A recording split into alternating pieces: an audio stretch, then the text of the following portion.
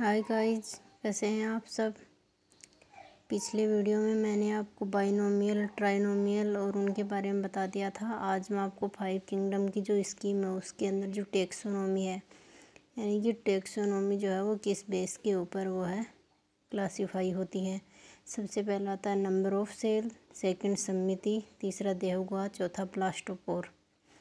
Number of cell यानी कि जो सेल है वो यूकेरियोटिक है प्रोकैरियोटिक के आधार पर जो एनिमल्स हैं उनको दो ग्रुप में डिवाइड किया गया है। एक है यूनिसेलुलर, जिनके अंदर वे जीव आते हैं जिनके अंदर बॉडी जो है वो सिर्फ एक सेल से बनी होती है। उसके अंदर अमीबा, यूग्लिना, क्लेमाइडोमोनास, नोस्टॉक और एनाबिना और पैरामीशियम को रखा गया है।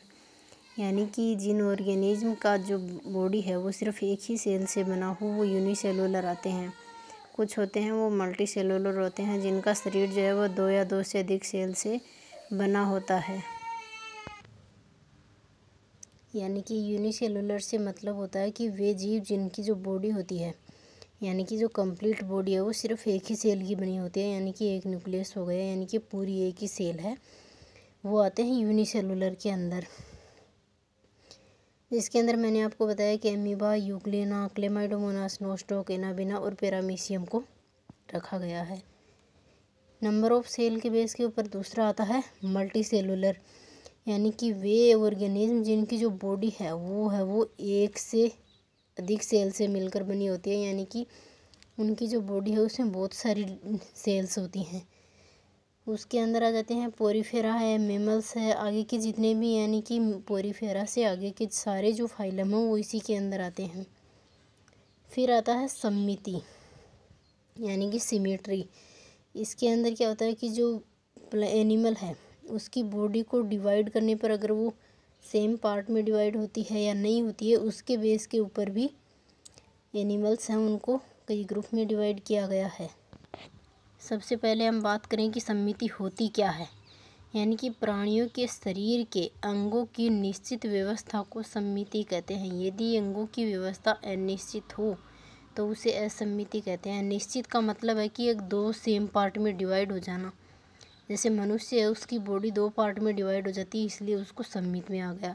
असम्मित है वो मतलब 2 पार्ट सेम 2 पार्ट में डिवाइड नहीं हो पा रहा हो। जैसे अगर मनुष्य को पेट की तरफ से ऐसे काट दिया जाए, ऊपर धड़ रह जाए, नीचे पैर, ऐसे वो असम्मित की तरह हो जाता है। फिर हम बात करें इसके आधार पर जो हैं ऑर्गेनिज्म या फिर एनिमल्स, उनको 4 पार्ट में डिवाइड किया है। एसिमेट्री यानी कि जो अमीबा है उसकी बॉडी वो डिवाइड नहीं हो पाती है क्योंकि वो यूनिसेलुलर है पहली बात तो। फिर 2 पार्ट में सेम में डिवाइड नहीं हो पाती क्योंकि उसकी जो बॉडी होती है वो थाइलॉइड होती है। फिर आती है गोलीय सम्मिति यानी कि स्पाइरल या राउंडेड।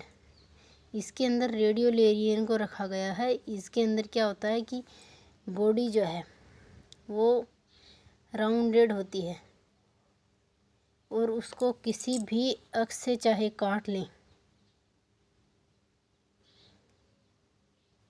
ये गोल है, इसको एक एंगल से ही काटा जाता है।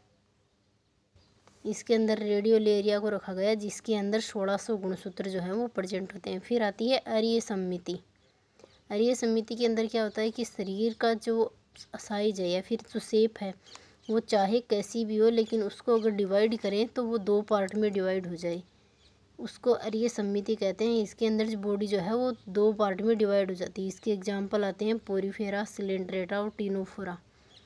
यानी कि अगर कोई ऑर्गेनिज्म है उसकी बॉडी तस्तरीनुमा है, बेलनाकार है, चपटी है, जैसी भी है, उसे डिवाइड करेंगे तो वो 2 पार्ट में डिवाइड हो जाएगी, उसे अरीय सम्मिति कहते हैं। इसके अंदर द्विअरीय सम्मिति भी आती है।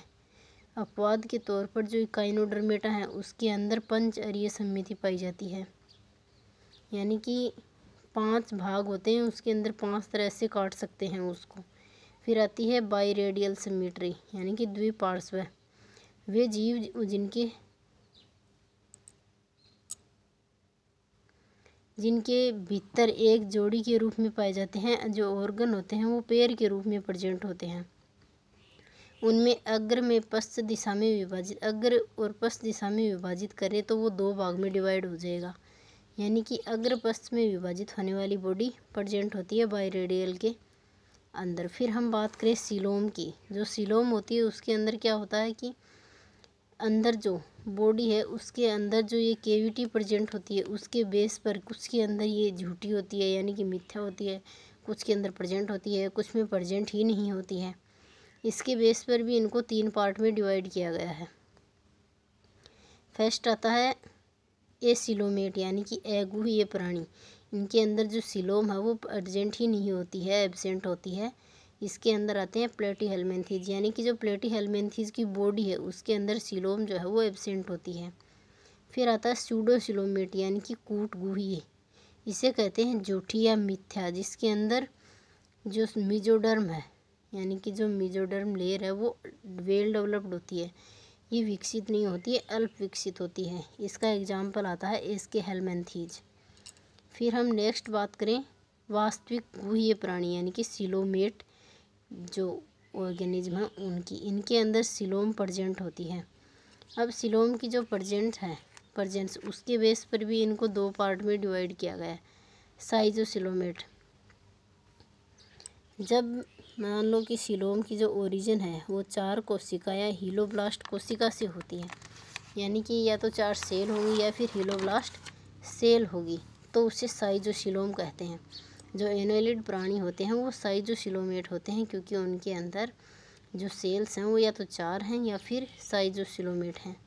एंटेरोसिलोम, इनके अंदर वास्तविक सिलोम की उत्पत्ति जो है मेसोडर्म की जो आउटग्रोथ होती है उसके द्वारा होती है, यानी कि एंटेरोसिलोमेट हैं उनके अंदर सिलोम की ओरिजिन कहाँ से होती है, जो मेसोडर्म की आउटग्रोथ है उससे एंटेरोसिलोम जो सिलोम हो उसकी ओरिजिन होती है। इसके अंदर आते हैं इकाइनोडर्मेट, हेमिकोर्डेट और कोर्डेट ऑर्गेनिज्म।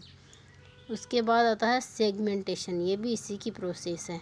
इनके अंदर जो सेगमेंटेशन क्या होता है कि कोई भी प्राणी है उसका जो खंडन हो रहा हो, यानी कि बॉडी डिवाइडेशन यानी कि खंड सेगमेंटेशन होना, एक तो सरफेस वाला होता है और एक रियल होता है।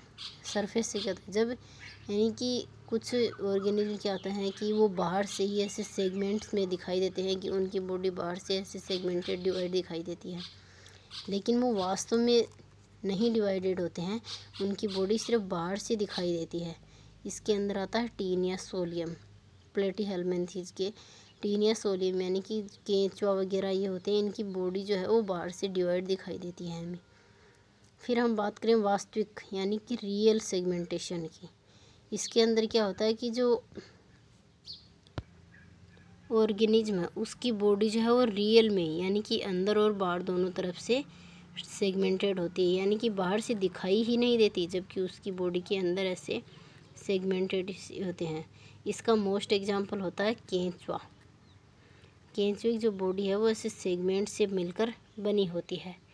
कॉकरोच है, मछली है, इनकी जो बॉडी है वो वास्तविक सेगमेंटेशन के अंदर आती है। फिर हम बात करें ब्लास्टोपोर, इस जो ब्लास्टोपोर है इसके आधार पर भी और जो हमारा ऑर्गेनिज्म है उसे हम 2 पार्ट में डिवाइड कर सकते हैं।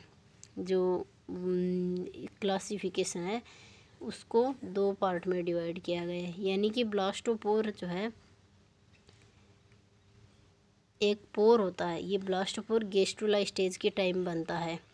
जो आर्केंट्रोन केविटी होती है उसके द्वारा ये आउटसाइड में खुल जाता है। ब्लास्टोपोर गेस्ट्रुला के टाइम बनता है और जो आर्केंट्रोन की केविटी होती है या आर्केंट्रोन केविटी है उससे बाहर की तरफ ओपन होता है, और इससे ये माउथ या तो माउथ का फॉर्मेशन करेगा या फिर एनस का फॉर्मेशन करेगा। कई कंडीशन में तो पहले माउथ का फॉर्मेशन करता है और कई में पहले एनस का फॉर्मेशन करता है। उसी के बेस पर ब्लास्टोपोर के फ्यूचर के आधार के ऊपर ही उसको जो एनिमल्स हैं उनको 2 पार्ट में डिवाइड किया गया है, प्रोटोस्टोमिया और ड्यूटेरोस्टोमिया। प्रोटोस्टोमिया के अंदर क्या होता है कि पहले तो माउथ का फॉर्मेशन होता है, प्रोटो माउथ, उसके बाद एनस का फॉर्मेशन होता है, यानी कि अगर पहले मुंह बन रहा हो, माउथ पार्ट बन रहा हो और उसके बाद एनस बन रहा हो तो प्रोटोस्टोमिया के अंदर आता है। इसके एग्जाम्पल होते हैं Platyhelminthes, Aschelminthes, Annelida, Arthropoda and Mollusca. ये जितने भी ऑर्गेनिज्म हैं इनके अंदर सबसे पहले मुख का निर्माण होता है ब्लास्टोपोर से, उसके बाद एनस का निर्माण होता है। फिर आता है ड्यूटेरोस्टोमिया। इसके अंदर क्या होता है कि एनिमल्स हैं उनके अंदर ब्लास्टोपोर जो है उससे पहले एनस का फॉर्मेशन हो जाता है, जबकि जो प्रोटोस्टोमिया उनके अंदर मुख का फॉर्मेशन पहले होता है। याद रखना, ड्यूटेरोस्टोम में पहले एनस का और प्रोटोस्टोम में पहले माउथ का फॉर्मेशन होता है।